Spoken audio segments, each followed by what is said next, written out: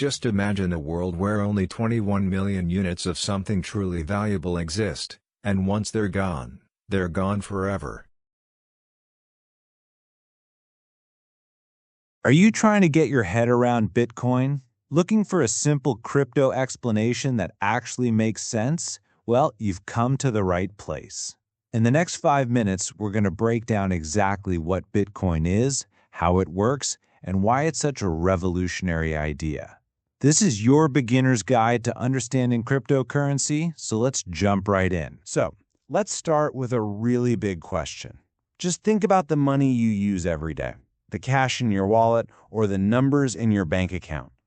A bank holds it, a government issues it, right? But what if? What if there was another way?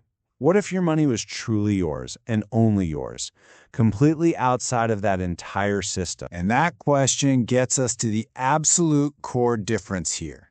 On one side, you've got traditional money, what we all know. It's issued by a central bank and backed by a government. But on the other side, you've got Bitcoin. There's no central bank, no government backing it. It just runs on a massive decentralized network of computers. The whole story kicks off in 2009. A person, or maybe a group of people, using the name Satoshi Nakamoto, published a paper online. And to this day, nobody knows who Satoshi really is.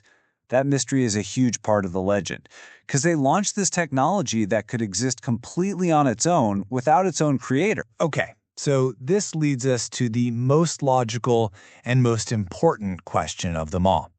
If there's no bank and the creator is totally anonymous, who's actually running the show? Who is in charge here? The answer? No one. And you have to understand, that's not a mistake or a flaw. That's the most important feature. The entire system was designed from the ground up to work without any single person or group in control. It's run by its users, for its users. But how on earth can a currency work with nobody in charge? I know, it sounds kind of impossible, right? But the technology behind it is actually ingenious. Let's break down how it all works, and I promise we'll keep it simple and non-technical. So, the magic behind Bitcoin is a technology called the blockchain. The absolute easiest way to think about it is like a shared public digital receipt book. Every single transaction that ever happens is a new line item, and this book is then copied and spread across thousands of computers all over the world. Once a transaction is in there, it can never, ever be changed or erased.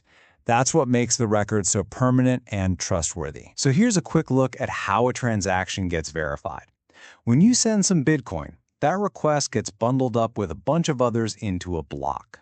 Then all these powerful computers, called miners, compete to solve a really complex math puzzle. The very first miner to crack the puzzle gets to verify all the transactions in that block. And then they add it to the chain, making it official. And that's the whole idea behind mining. We're not talking about pickaxes and digging in the ground here. Mining is just the term for all that intense computer work, solving those puzzles. It's the process that keeps the entire network secure and honest. And for all their hard work, the winning miner gets a reward, brand new Bitcoins. And that right there is how new coins are actually created. Okay, so now we know how it works. But the bigger question is, why? Why does it even exist? What problems is this whole system actually trying to solve? This is where we get to the real advantages of Bitcoin. When you put Bitcoin up against traditional banking, you see some key differences. First, there's no middleman. You can send value directly to anyone, anywhere in the world. This usually means much lower fees, especially for international transfers. You also don't have to give up your personal info to set up a wallet. And finally, and this one is huge, there's a fixed supply. It can't be devalued just because someone decides to print more of it. Now, a quick but really important clarification on that privacy point. While you don't attach your name to a Bitcoin wallet, every single transaction is public for anyone to see on the blockchain. Your identity is just hidden behind a long string of numbers and letters. That's your wallet address. This makes it pseudonymous, not completely anonymous, because transactions can sometimes be traced. This number you see here, 21 million, is absolutely fundamental to Bitcoin's entire design. The code itself dictates that there can never be more than 21 million Bitcoins. Ever. This creates digital scarcity, kind of like how there's only so much gold in the world.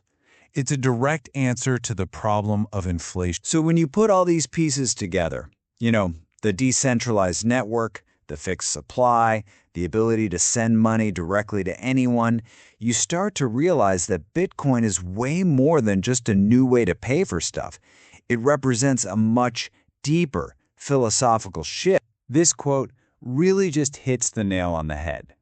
For so many of its biggest supporters, Bitcoin is an idea. It's a peaceful, digital rebellion against the traditional financial systems that put all the power in the hands of a few. It's a grand experiment in creating a financial network that's truly global and open to everyone. And you got to understand, this experiment has a very, very long-term vision. It all started back in 2009. Here we are today, and the network is still growing and operating. And based on the schedule that's programmed into its code, the very last Bitcoin won't even be mined until around the year 2140. This was never meant to be a short-term thing.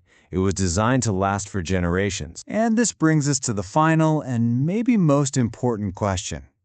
Whether you see Bitcoin as a currency, an asset, or a movement, it has undeniably kicked off a global conversation. It's forcing all of us to rethink these huge fundamental ideas. What is money? Where does value actually come from? And who or what should we trust? The final chapter is still being written, but the questions Bitcoin raises are already changing our world.